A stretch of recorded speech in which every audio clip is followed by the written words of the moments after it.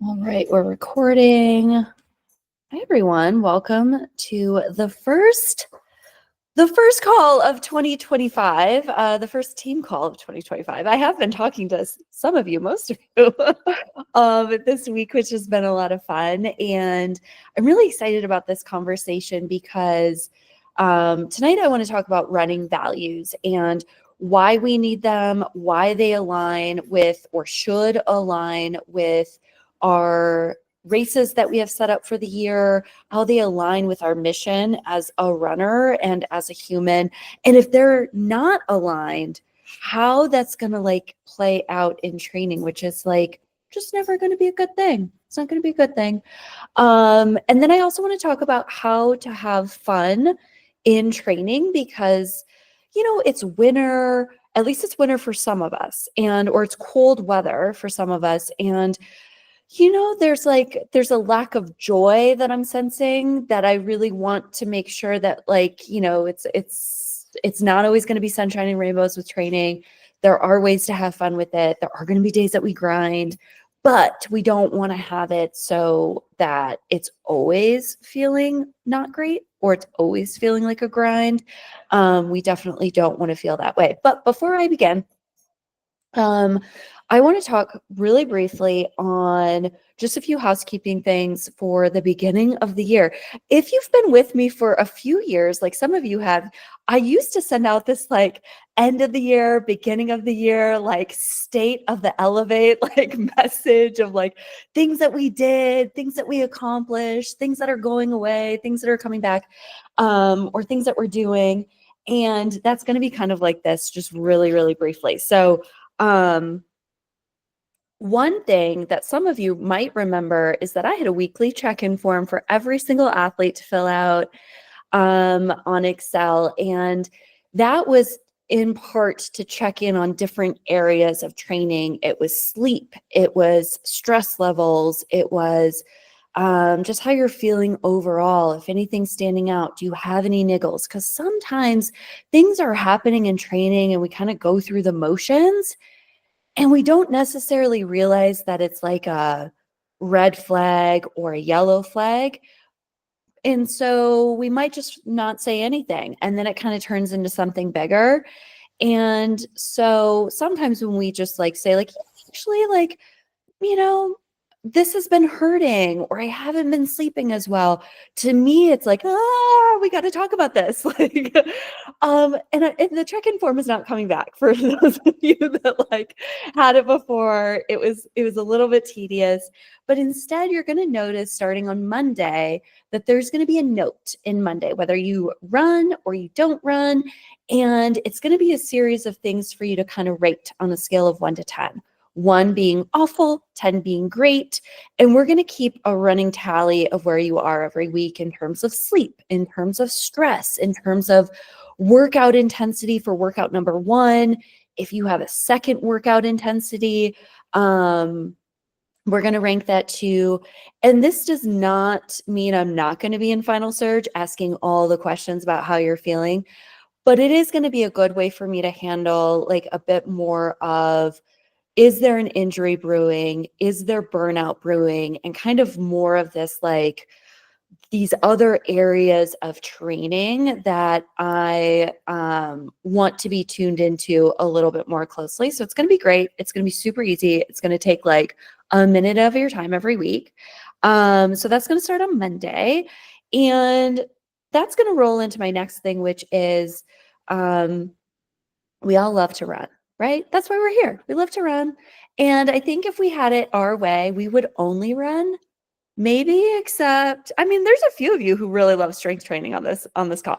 And in 2025, I really want to make an emphasis on not only good training for you and showing up as a coach in terms of training and guidance and getting you to where you want to go with your running goals, but there's also going to be a very strong presence with strength training and nutrition because I want this team healthy. I want this team happy. And if we only have one piece to training, which is running, there's so many other things that can happen, and it can kind of derail our goals, and we can kind of get caught up in too much. We could be under fueling. We could be not as strong as we need to be in races because we're lacking on strength training. So this is going to be something over the course of the beginning of the year that we really talk about one-on-one, making sure everyone's doing what they can do. And if you say to me that you're running out of time, well, guess what? We get to pull back on some of your running because this is becoming, I want like a more well-rounded team who's doing more things than other than just running, because I'm noticing some things that are happening that I don't love with the team in general. This is not like pinpointing any certain person. I just want everyone to be happy and to be healthy and to be a bit more well-rounded in the space. So when we show up to our races, we're feeling strong, we're feeling confident. We have the training, we have the strength training, so our body and our bones, our muscles are ready to go, and our nutrition is dialed, so we feel really strong. So that's going to be a big focus of mine for 2025 and for you. And, stress is stress. And if there's a lot of stress outside of training, it's going to impact training. And if we can kind of mitigate it with making sure that, yes, we're doing everything that we can do with nutrition and strength and also training and having that all balanced, it's going to be great. And then lastly, I was in my Calendly today booking a call for an athlete, which sometimes I do for you guys, if you ask. And I noticed that there's like very little availability. I think there's like 2 hours in January available that left. So if you're trying to book a call and you can't find time, shoot me an email, send some times that work for you. I have other times open, but it's just if you work on a system of like having meetings and having calls, the importance of like kind of having them all together. So I can make other time open for you, and I want to make sure that I'm available to talk if you need to talk and want to talk. I think most people on this call get monthly coaching calls, so that's great. So yeah, just email me if you need more time, and we can make it happen. Yay. Sound great? Anyone have any questions about anything I just like unloaded? No? Okay, great.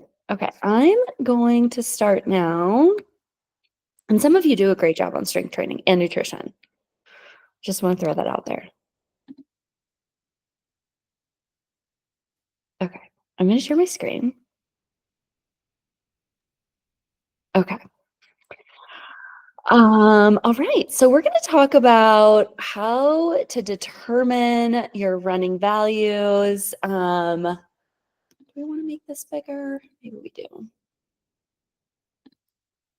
There we go. This is Lindsay and Rachel. They're part of the Denver team. Oh, hi, Lena. All right, so we're going to talk about how to determine your running values, and this is going to be really cool. And even Lena can do this. And this is going to be like no matter the outcome, right? Like we are leaning into our values of who we are as a runner and how to do it and what that means and all the good stuff. So I love Coach Bennett. Does anyone know Coach Bennett? Like you can raise, yeah. Yeah, he's just like so good. So he is with Nike and he is the Nike Run Club app coach. And his posts are, they're very coachy posts. And he always ends his posts with, this is about running. This is not about running. Because at the end of the day, everything that we do kind of all comes together, right? Like how many times can you say when we're when we're on a coaching call and we're talking about maybe like growing out of like because we were in an uncomfortable place in training, right? How often can you relate that back to a time in life that you were maybe uncomfortable, but you found this incredible amount of growth and you were able to find this like new plateau that you broke through in life? And that could be like with your career, with your relationships, with your community, financially. It could be for so many different things. So that's what he's talking about. And I just love this quote. And I love him. And if you don't follow him on Instagram, maybe you should, because he's great. He was also in Boulder like 2 nights ago that he posted today. Did you see that, Sarah? He was in Boulder. I don't know what he was here for, but anyways, he's not here anymore. Um, okay, so this was the few New Year's items I wanted to talk about. I guess the last thing I didn't mention is workouts, and this is going to be something I'll be talking to everyone individually about on our coaching calls and or Final Surge. But what we need to remember when we're doing our speed workouts is that this isn't like this all out effort on the track or on the road. We're not trying to run as fast as possible. We're trying to stay within the pacing guidelines or the effort guidelines that I give you. Maybe you have both, depending on who you are and where you live. Yeah, I mean, I think like you always want to check in with yourself. And this is something I tell to the group training team all the time. Like when you're on the track or when you're on the road and you're doing these workouts and maybe you're thinking about your effort and what you're doing, and you finish your workout and maybe you went really, really, really hard and you ran way over the paces given. What that does is it creates a lot of fatigue, it creates too much intensity, and it can create an injury. And that is something that we don't necessarily want. Now, there is going to be an outlier to this because we've all had those workouts that we end up just crushing because we feel really good, right? That's not really what I'm talking about. I'm talking about the speed sessions that are constantly and continuously overrun. And it's not that you're doing anything bad. I think it's very easy to get caught up in, I feel really good, I feel really strong, I'm going to push this as hard as I can. And injuries can happen that way. So a good way to check in with yourself is at the end of the workout, if you're staying within the pace ranges, right? You want to check in and say, okay, now if Coach Sarah magically appeared, tapped on my shoulder and said, congratulations, you totally crushed this workout. And now you have 2 more reps to run. Would you be able to do it? If the answer is no, you either overrun the paces, which is true, or the other true thing could be that you stayed within the pace range, and then I need to know that because that means that it was too hard for you. And if we have too much intensity, it's just going to be this off balance of training, and it's not where we want to go. So that's just something to remind yourself about your Tuesday or Wednesday workouts, and also true for tempos on the weekend. Always want to leave 1 or 2 reps in the tank. Rule of thumb. Okay. Now we're going to get into running values. Okay, so what are they? These are going to be the values that are principles by which you choose to live your life. So every single person on this call is going to have a different set of values. I have running values and I have coaching values, which are 2 separate values. I really try to not show up as a runner in coaching because it's very different than who I am on the track and who I am on the road. Not who I am, but what I value. And, you want these values to be able to show up for when you need them, for you to be able to be a guide in your training. And, it's also an incredible way for you to help make decisions on what's next and what fills your cup. I know there's some people on this call that love to and want to run all the majors, which is amazing. And if that aligns with your values, incredible. Let's do that. There are some people on this call that never want to run a marathon. That's fine. That's fine. Let's not do that. But let's just make sure that what you do decide to do align with your values. So the further your behaviors are, let's say your behaviors in training, what you choose to focus on, the races that you choose, the further they are from your real true values as a human and as a runner, so the bigger the gap, the more room there's going to be for you to be unsettled, for you to be frustrated, to have stress pop up, for there to be conflict, anxiety. All of this can reign true. And I know from experience, no one's on this call that ran with me. I ran the 2023 Boston Marathon in 2023, so 2 years ago.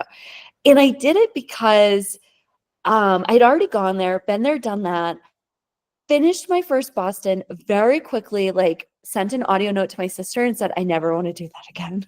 It was terrible. That was terrible. But also it's like, you just finished the run, right? Feelings are hot.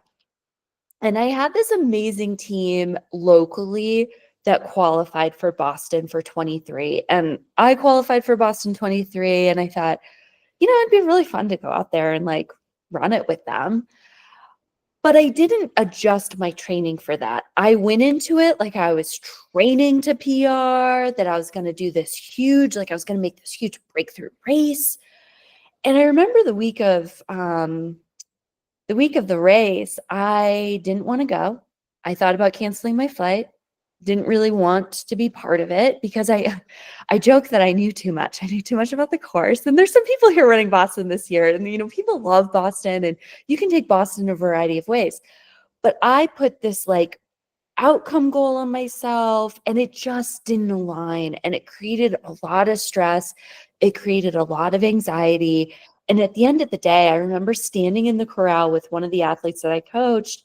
And I was like so anxious about like my outfit because it was cold and I thought I was like underdressed. And it was just like so not aligned with how you want to show up in a corral for a marathon, no less, that you need to make sure that like what you decide to do is truly based on what you want to do versus maybe what your friends want you to do or what you think I want you to do or what you think society or the running community wants you to do.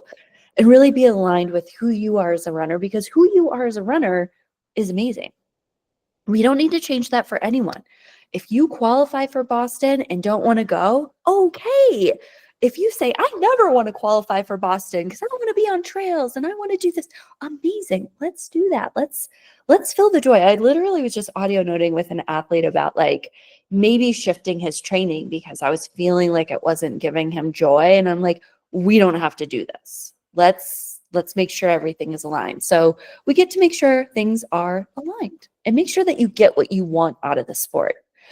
So when we have our values that are aligned with who we are, our choices become easier, our decisions become easier. There's less cognitive kind of availability to other important aspects. So you're able to do more. I'm running the Chicago Marathon in 2025. And I think most of you know, this is my favorite race ever. I am so excited. I have everything planned for race weekend. I feel really confident. And this is like 10 months out. I have everything planned. I feel really excited. I'm so excited for training to start. There is like such a different shift in how I'm showing up for this race than how I showed up for other races that I decided to do for other people and or didn't have the right expectations going into it. So how do we identify values? So step one is knowing your values and naming them. So after this call, I'm going to send out a recording and I'm going to send out a values sheet. And it's going to comprise of a long like lists and lists and lists of different values that you can choose from. And you can identify what matters to you and how you want to show up as a runner based on these values. Now, typically, it's going through the list, reading it, really sitting with it, try not to rush through it. And my recommendation is picking about 8 or 9 values, writing them out on a separate sheet in your own handwriting. And I really support like the handwriting method versus typing it out. And really diving into like the 4 that you are really aligned with, that you are truly aligned with. And what I know to be true is that these can change. maybe not so much in a training cycle or in a year, but they can absolutely change year over year based on what you're looking to get out of with running. Is it joy? Is it like good hearty training? Is it trails? Is it outcome goals? Like all those things.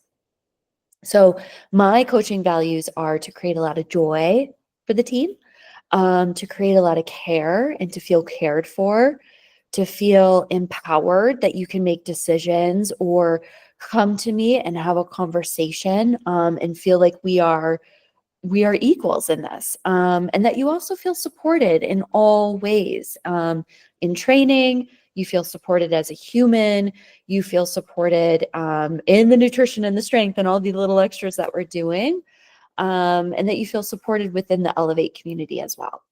And then I would say my secondary two as a coach are for you to feel like you're growing and that we also have strong communication. There's just so much to coaching and what I want to give. So it's kind of hard to give for. But you can see that my values as a runner, as an athlete, are a little bit different. My values as a runner is I want to work hard, I want to have fun, but I want to grow and I want to be committed to what I'm doing. And I think those align most of the time. This year for sure. So, how do we define our values? Maybe you're like, well, what if I have a whole list of values and I'm like, I don't even know what these mean to me, right? Thinking about and narrowing down like your 8 or 9 and then narrowing down your 4 gives you an opportunity to give each value a definition, because I just defined to you what joy and care and support meant, right? Growth, communication. But you may come back to me and say, oh, yeah, communication, or let's say, I want to feel confident in my running. That value is going to mean something different to you than it is to me and to everyone else on this call. So it's really important to, once you have your 4 values narrowed down, give it a definition of what it means to you. And there's no right or wrong with it. It's simply a chance for you to define what it means. And then there's more clarity around the value for both you and me. Now, you can question the value, which is what I did quite a bit. And I'm like back and forth. What do I want to do? Because knowing and exploring the origin of the value helps you decide if it's actually your value. So my coaching values have evolved over the course of the last 6 months since I started this. So this came from the Coaches Collective program that I did with Dr. Laura Pence throughout the summer. If you were coaching with me or followed me on Instagram, you might have like noticed or kind of talked about this. It's more of like a coaching practice on how to coach the human versus like how to write a training plan. And she's awesome. She's a psychologist based in Fort Collins, Colorado. And it was an 8-week program. We met twice a week and we had homework, and it was so great. And one of the things that we talked about was like our coaching values and then also our values as a runner, and how to also do and work with athletes on this exercise because it's so important. But the thing that we talked about, one of the things that we talked about is like, we all in our group, we wrote down our values. And then once we heard everyone's values, we kind of changed our values. And then we changed our values again by the next week. And one of the things that is truly like so human of us is that we might actually be pulling a value from someone else. If you're like, oh, Coach Sarah really appreciates strong communication, that's going to be a value of mine. That's only okay if that's your value. Like I love that value for me, but it has to also align with you. So making sure that the values that you choose are actually your values and not my values, or maybe someone else's on the team, or something that you feel like you need to be or should be. versus who you are, because who you are is amazing. And we really want to celebrate that and lean into it and close that gap. And then you can re-identify your values. So maybe you realize after narrowing it down, you have defined your value, you've looked over your values, you're shifting things around, you're kind of playing around with things. This is kind of like one of the later steps where you decide this is the final list. Maybe I threw out this value because it doesn't actually matter to me. It matters to my coach, or it's something that I feel like the running community, it matters to, right? These are my 4 values. So then if you leave a value out, it could be nagging at you. It's one of those things where like if you go to the store, this happens to me. Like you go to the store and you're like, "Wow, that's really cute. I should buy it." Maybe this doesn't happen to some people on the call. I'm like, "Josh, I don't know. I don't want to stereotype." Like go to the store, I'm like, "This is so cute. Um I'm gonna wait to buy it. I'm gonna go around to the other stores." Have you ever had that happen and then you get in your car and you go home and you totally forget about whatever it was in the store? It probably wasn't something that you actually like needed, wanted. It was just like this impulse thing, right? But have you ever done that and like remembered what that was before you got in your car and you're like, I got to go back to the store. I put it on hold. I need to get it. That's kind of what this is in terms of values of like, you're looking at the list. There's a value that just keeps nagging at you and it just keeps saying, hi, Meg. Hi, Sarah. Hi, Ashley. Like it just keeps saying hi. It probably needs to be on your list. And maybe it just takes time to define what it is and what it means to you. And at the end of the day, if there's 5 values on your list, great. If there's 3 values on your list, also great. But just making them true to you. Values get to be fluid. I kind of mentioned that earlier. So you can reassess this every year. Like your values can shift and change. And I think that's part of evolving as humans, right? As we grow, as we learn, as runners, maybe something that was really important to you at one time is no longer important, or vice versa. Something that wasn't important is now very important. So the values are going to change based off of that. So they get to be very fluid.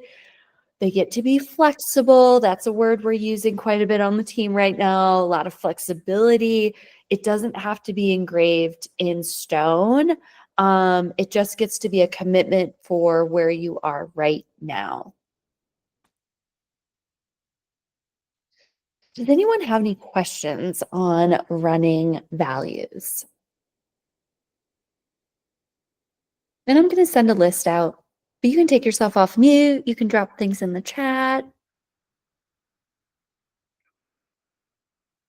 I highly recommend like a self-care moment of like maybe light a candle, look at the list, decide what you want to do. And then, of course, one, if you're stuck in determining your running value list, we can absolutely have a convo about it. Some people on this call have already determined their values, which is amazing. If those have changed, let's talk about it. And once you complete this exercise, I'd love for you to email me what they are. And it's going to be part of the tools that I use this year to help motivate and inspire you and realign you if things are feeling a bit unsettled, or if you're struggling with figuring out what to do next, or you're struggling in training. The values are part of that North Star that I always talk about, of like going back to like where you want to be, where you want to go, or like who you are as a runner. Because when you have these like stronger foundational pieces and you find yourself a bit in the chaos, which can happen, it's kind of like your running why. You go back to it and things feel a bit more aligned. They feel more settled.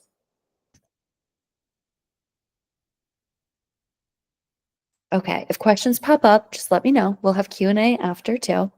Now I do really want this to be interactive because I don't have all the ideas.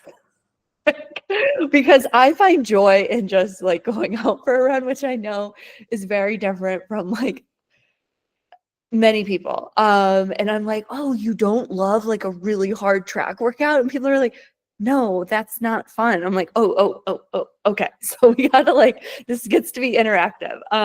No, I like to have fun. I like to laugh in training. I like to be, I like to have fun.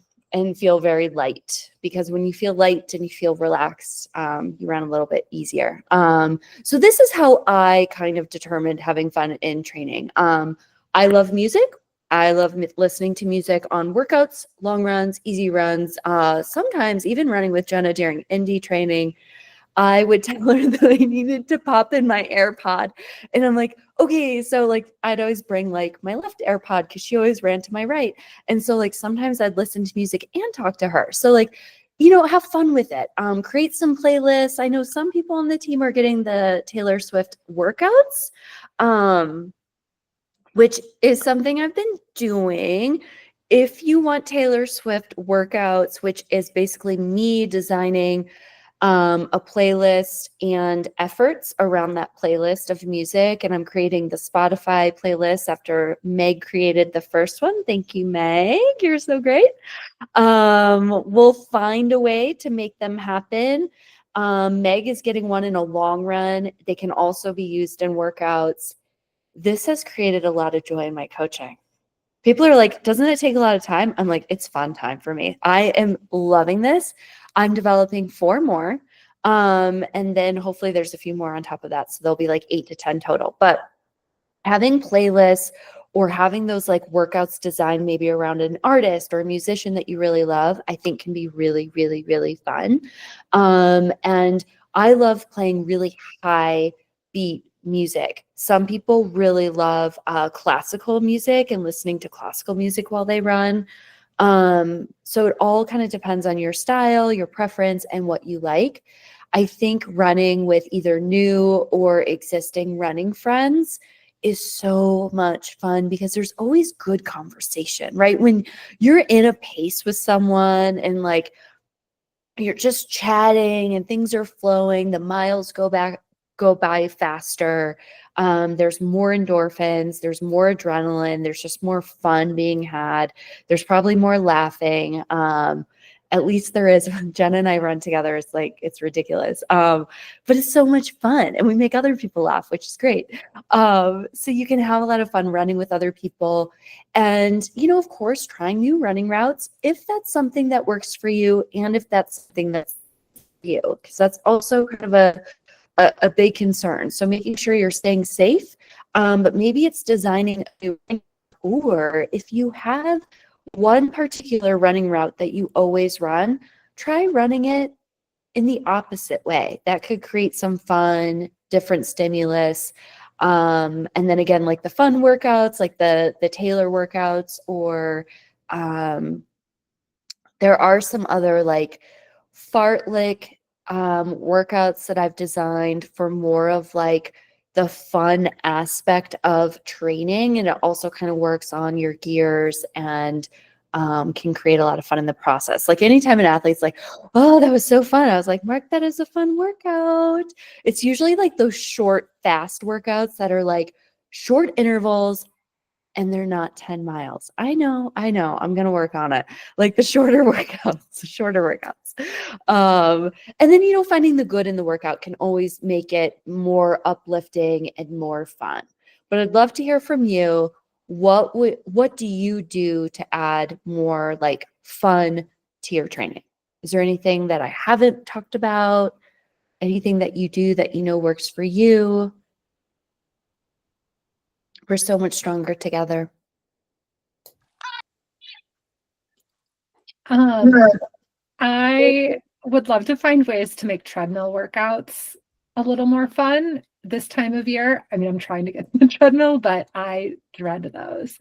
I was actually trying to think I could probably do a Taylor Swift workout here, but I also really want to do those outside. But any way to make the treadmill less of something that I'm dreading this time of year. Is it like the easy runs that you're dreading on the treadmill or everything? Like all of it. Yeah, I think we're all in the same boat right now. Like, I think everyone's like, winter? Ew. What are we doing? Cold weather. Sorry, cold weather. Because everyone's experiencing winter. It's just different. Yeah, does anyone have any suggestions on that? Tamana? Yes. I used to sometimes have to do like 20 miles on a treadmill just because it was the only option with a bunch of little kids at home. I just found for me, like finding a show, like if you have a treadmill that has access to a TV, like that's on the treadmill, or like if you have an iPad, or I love podcasts and I'll like even do the caption on like the Today Show and listen. For me, TV, I don't usually have a lot of time. So I think if you save it up like that, I don't know. I find it, I'd rather run with someone or just be outside. But I do find if you can kind of look at something you can gain from it, I don't know. That helps me. That's good Yeah, I advice. was about to say the same thing. Sorry. That's fun. I just did 20 on Saturday on the treadmill, and my husband doesn't like to watch Virgin River with me, so I saved that for my treadmill run. I do the same thing. I try to like sell myself the things that I really enjoy and say you can only listen to this on this treadmill run. Like today, I said you can only listen to certain things, and there's some negotiation involved in that. But I don't know, for the mindless easy runs, a show, or sometimes like sports documentaries, um, the starting five, like the hype and the energy, or sprint, that was like a really fun one to watch during intervals. So yeah, I think anything that engages you, so you can kind of just like get out of your mind and just do the motion if that's the purpose of the run for you. Yeah. Lindsay, I've listened to like different eras. Like I've done like long runs and been like, oh, okay, so I have 12 miles. So I'm going to divide this and chunk this up into 4-mile chunks.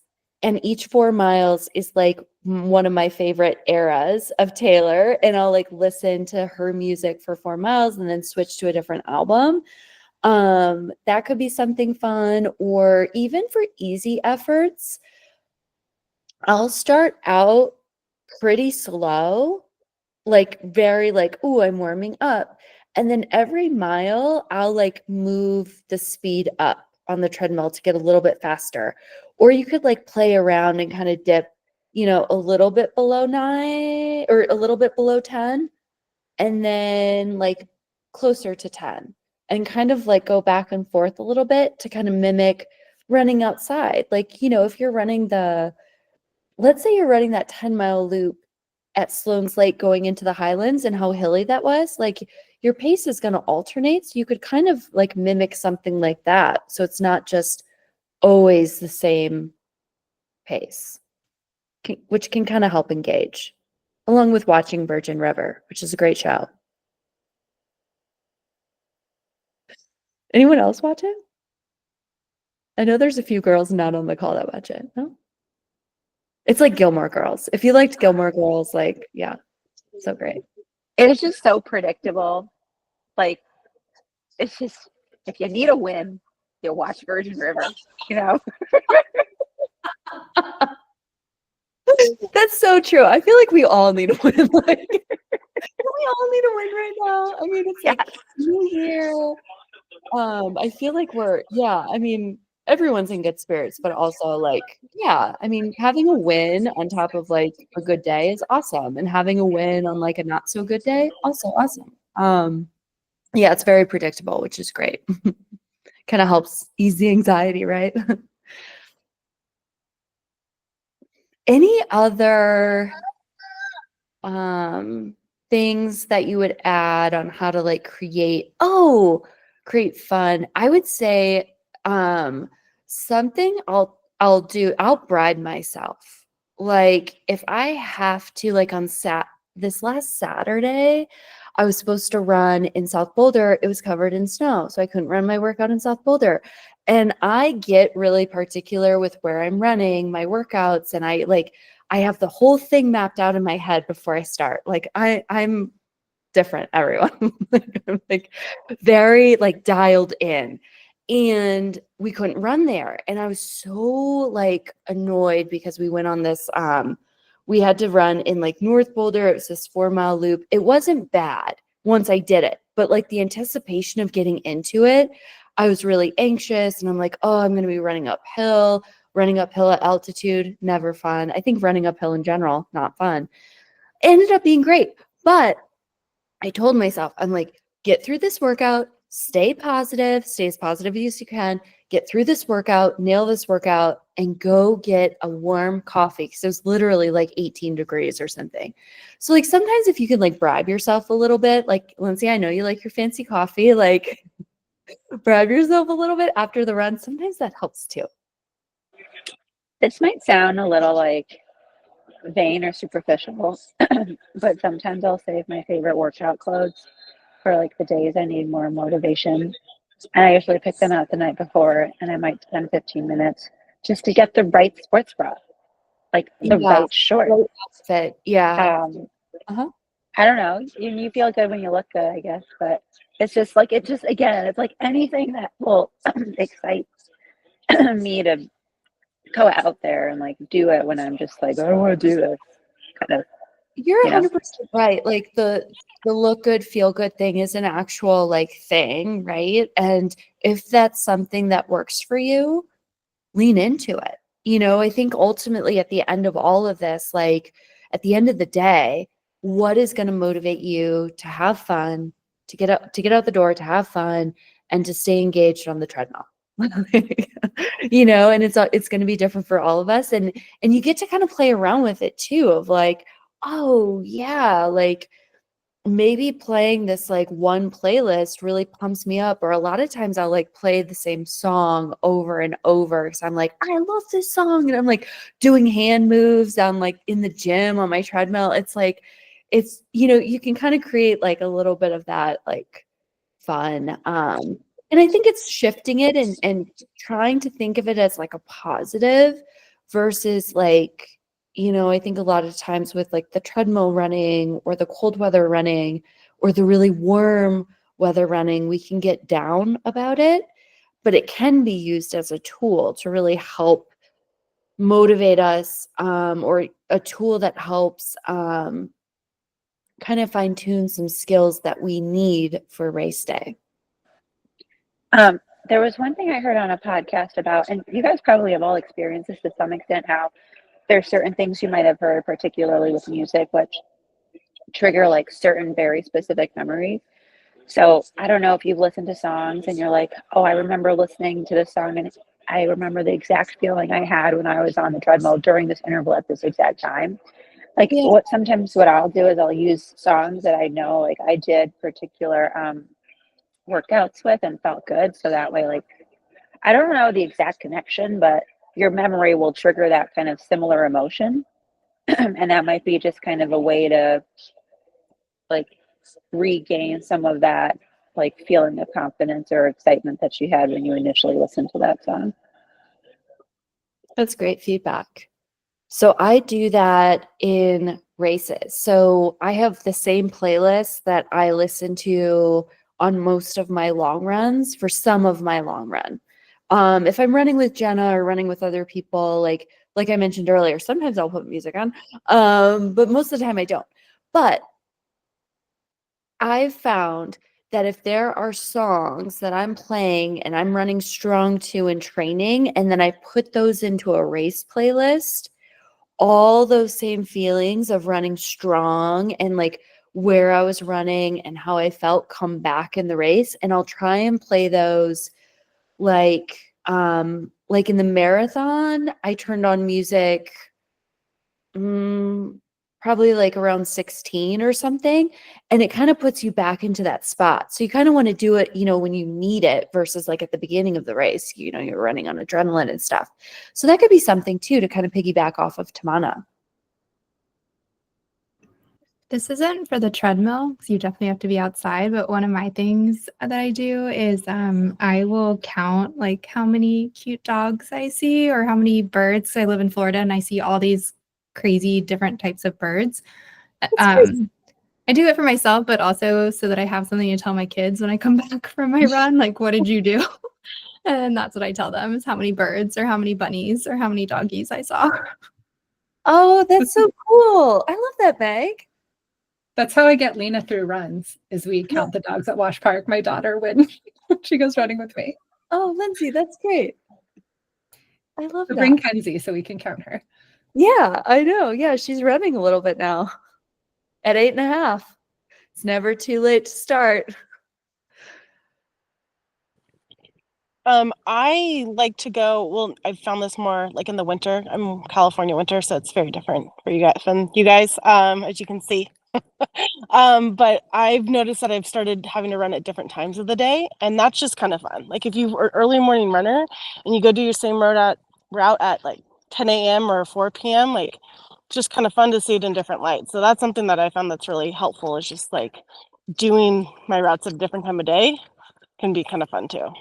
Yeah, that's good feedback. Like I know I do a lot of my running like before noon. In the summer, it's like early, right? But sometimes I have like doubles or I'm going out later at night. And to like run when the sun's setting versus the sun rising is really cool. It's like, especially in the summer, it's like, oh, it's like cooling down as I run versus like getting warmer as I run. It's kind of a cool experience.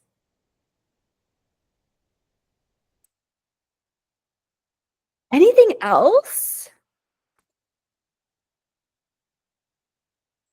Anything else you want to chat about, talk about, comment about?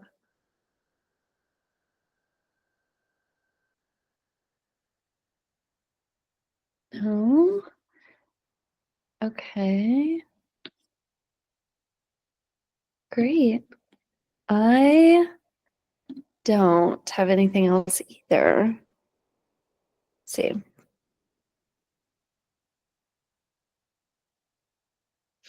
It was really good to see all your faces, though.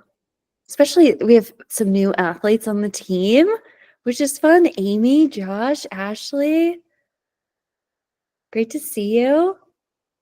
Some of you I see on video, some of you I see you like on social, and some I am just seeing you now for the first time. Carmen's new-ish. A few months in, 3 months in. Awesome. Well, I'm going to send this recording out with a value sheet. Feel free to reach out, get guidance. Let's talk about it. Let's plan around your values. And then, of course, like if you need time to talk and my calendar is full, reach out and we'll find a time that works for both of us, which will be great. Cool. All right. Well, have a great Thursday, everyone. It was great to see you. Thank Thanks so you. much. Thanks. Bye. Bye, everybody. Bye-bye. Bye, everyone. Thank you.